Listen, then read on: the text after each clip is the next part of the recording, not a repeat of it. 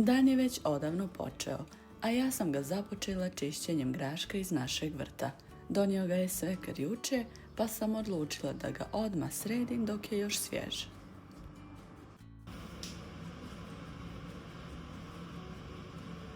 Za brzi doručak spremila sam razljevušu, ali na malo drugačiji način. U pleh sa prethodno zagrijanim uljem stavila sam komadiće mesa da se lagano zapeku u rerni. Zatim sam prelila smjes od brašna, jaja i vode, slično onoj za palačinke, ali ipak malo gušća. Preko toga sam rasporedila sitne šeri paradajze i sve vratila u rernu da se lijepo ispeče.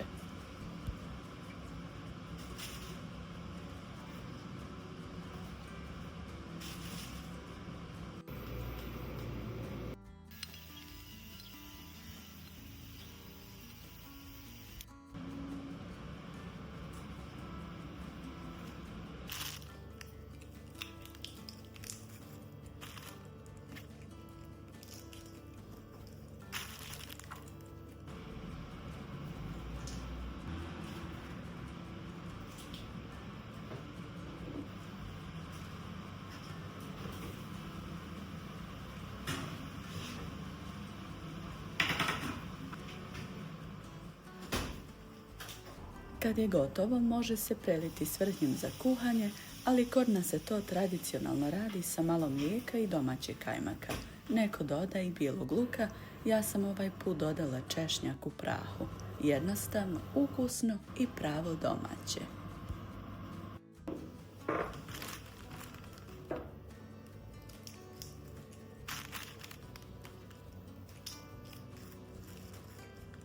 Nakon doručka i onih sitnih svakodnevnih obaveza koje svaka domaćica i žena ima u svom domu, izašla sam u dvorište, tačno iza naše kuće.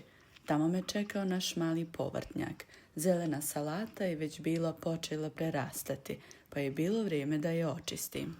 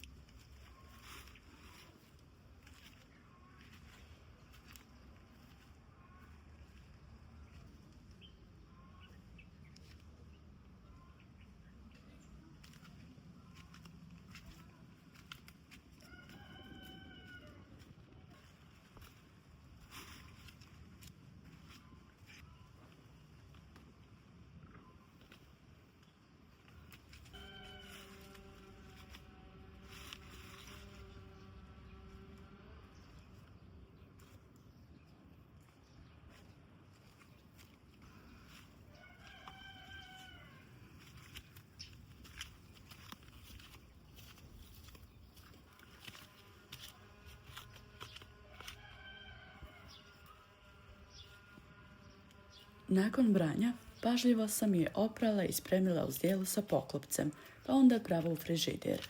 Tako spremljena, ostaće svježa duže i uvijek spremna za jelo kada zatreba.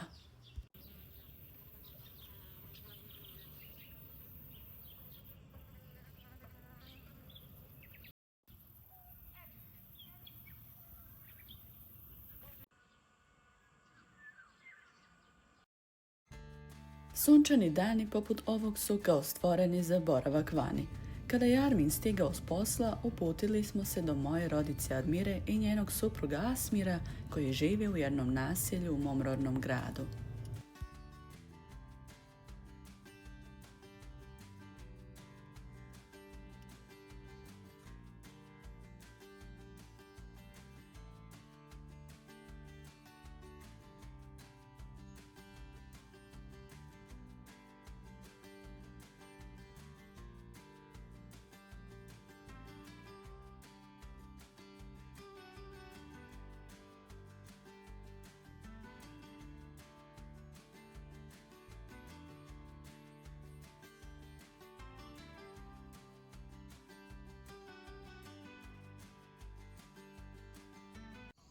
Odrasla sam sa Admirom i svaki susret sa njom nosi jednu posebnu toplinu.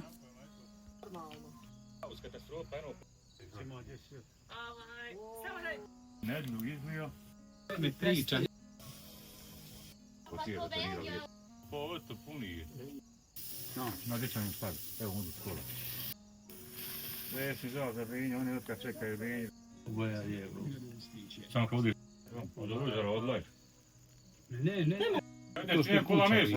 Ne, sad samo ruf. Danas su naši momci preuzeli kuhinju.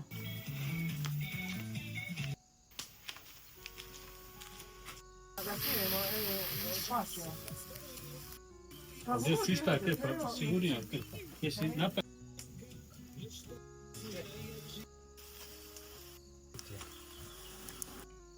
Ima li išta ljepše od kafe na vatri pod otvorenim nebom? Kako? Čušte zamisli.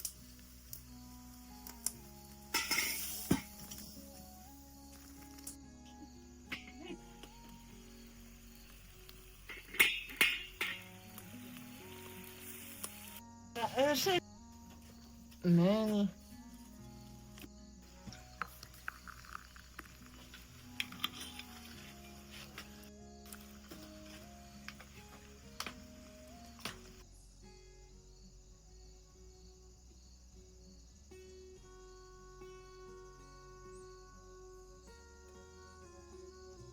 Zajedno smo proveli dan na zemljištu koje su nedavno kupili. To mjesto je pravi mali raj, okruženo prirodom, s potokom koji tiho protiče pored i mostom koji su nedavno sami izgradili. Admira i Jasmir trenutno rade na uređenju svog kutka za odmor. Volim te početne faze, svaki novi detalj, svaki korak prema ostvarenju te ideje o mirnijem i ljepšem životu. Znači, i sad nama lako bilo šta.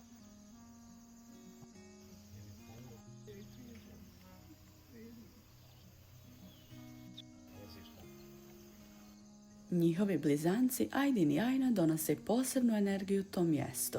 Aydin je već poznat kao odličan golman, dok ga sestra Ajna bodri iz sve glasa. Vatrena navijačica, puna ponosa za svog brata i njihov lokalni tim. Nešto da me... Znaš koliko meni drago, znaš koliko smo mi tu vodu pili?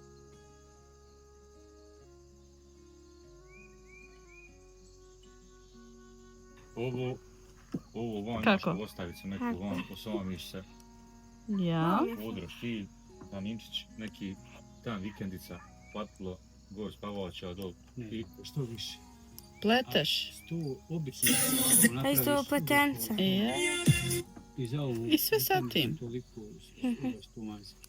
Pa dobro, nije strašno. Dođu na konoptu. Razumijem. Uzim da imao okolo ogradu i tu. I znam više, ono mene je sad. Daj mi te kaškice. Da ga sva.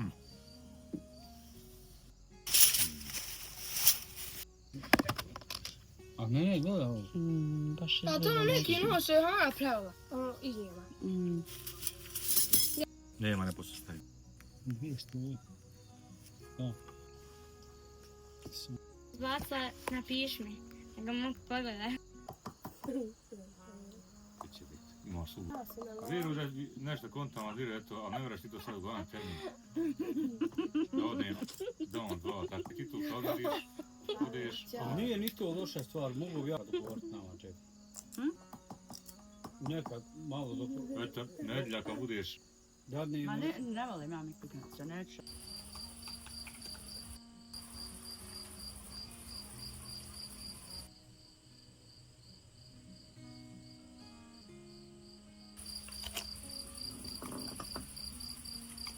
Sunce polako zalazi, večernji povjetarac donosi tišinu i dan se polako privodi kraju. Bio je ovo jedan divan, topao dan, ispunjen smijehom, pričama i druženjem sa dragim ljudima.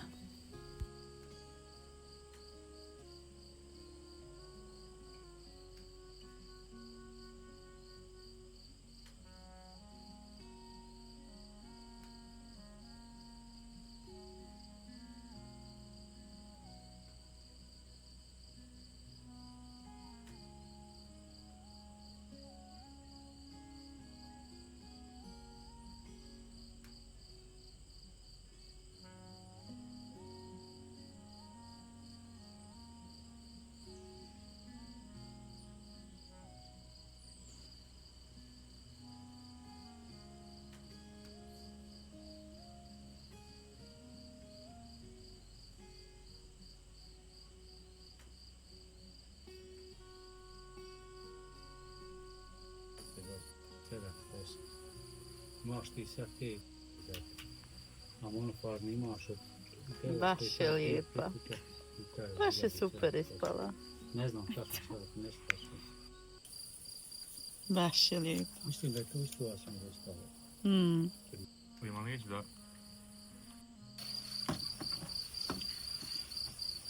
Altro One sve. Ajde sad spusti. Moram držati ruku, znači ne vjerujem. Da ga pustim. S obzirom da je Armin imao slobodan i naredni dan, odlučili smo iskoristiti to divno sunčano vrijeme i zaputiti se ka jednoj divnoj rijeci Krivaji. Bio je radni dan, pa nije bilo velike gužve, samo nekoliko porodica koje su kampovale u blizini, upravo onako kako volim. Mir, tišina, cvrkot ptica i šum rijeke, prava mala oaza za opuštanje. Ova je bila sad. Jesi vidio šta je bit? Znači kad uzme jednom dva put, potone. Znači ti trzaš i evo šta se desi.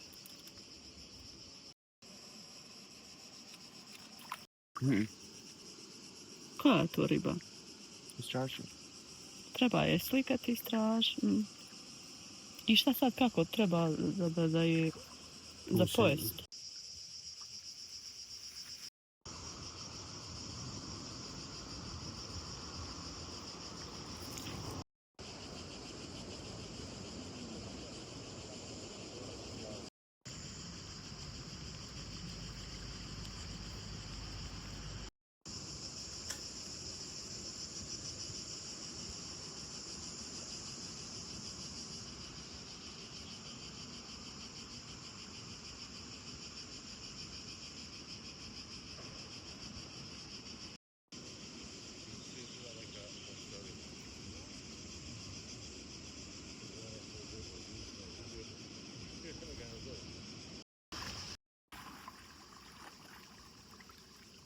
Dok smo uživali, Armin je podijelio svoju lokaciju na društvenim mrežama i ubrzo je stigao poziv.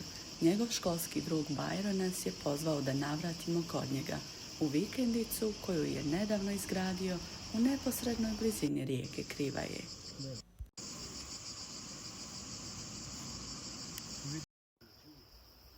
Kad vidimo ljude koje poznajemo, s kojima smo provodili puno vremena, kako ostvaruju svoje snove, srce se posebno obraduje.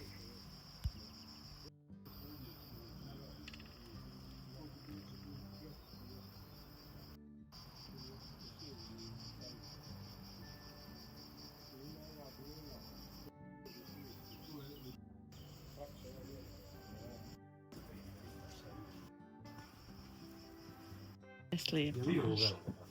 To jest. Pošto mi je ova stolica što je. Njegova vikendica je prava mala čarolija kako zimi, tako i ljeti. Idealna za porodične dane u miru i tišini, ali i za vesela druženja sa prijateljima.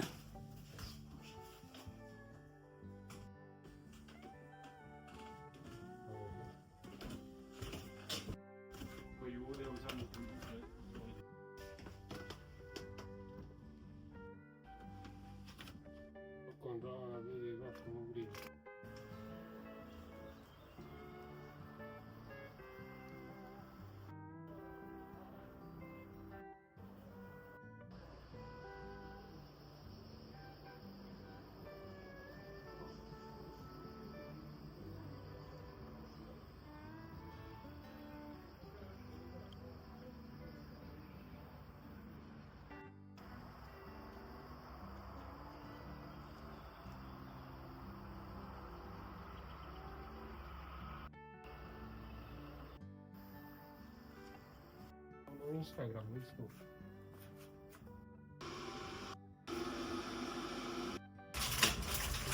Isto lijepo bilo si. Bajro nas je dočekao s kafom, a kroz smijeh i priču podijelio je da uskoro stiže i igralište za djecu, koje je već naručio. Divna ideja, posebno za sve roditelje koji ovdje dolaze sa svojom malom rajom. Bajro, od srca ti želimo puno uspjeha u svemu što planiraš jer očigledno je da ti ideja ne nedostaje.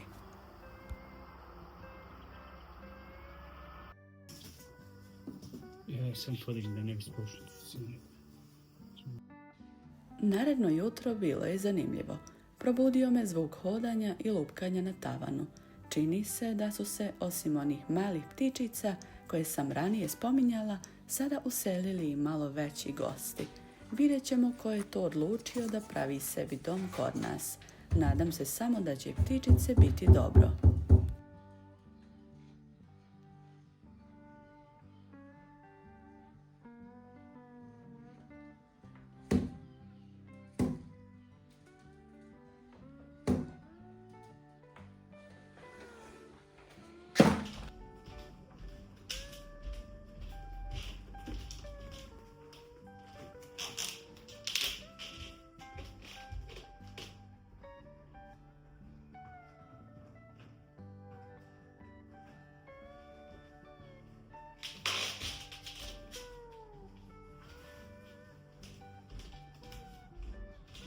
Jedan od narednih dana posjetili smo našu lokalnu pijacu.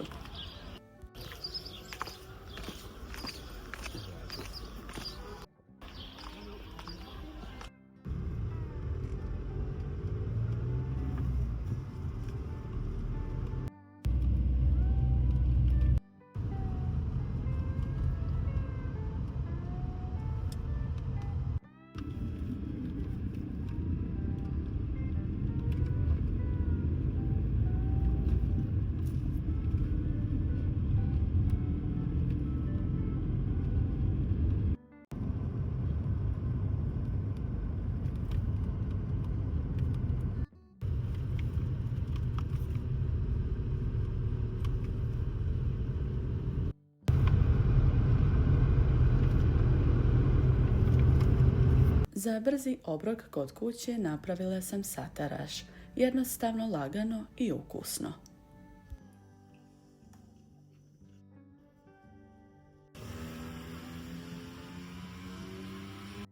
A nakon jela otišli smo u naše dvorište, ispod naše jabuke, da malo predahnemo uz podnevnu kafu.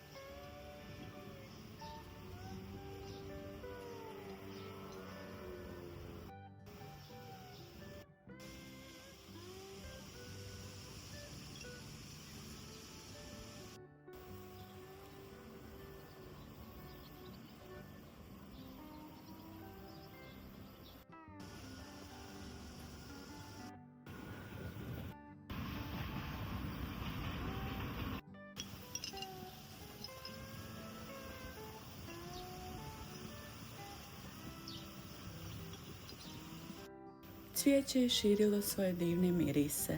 Jabuka nas je krila ispod svoje krošnje od sunca, a mir koji smo osjetili u tom trenutku bio je sve što nam je trebalo. Ponekad su baš ti obični dani najljepši. Do sljedećeg videa čuvajte mir u sebi i oko sebe.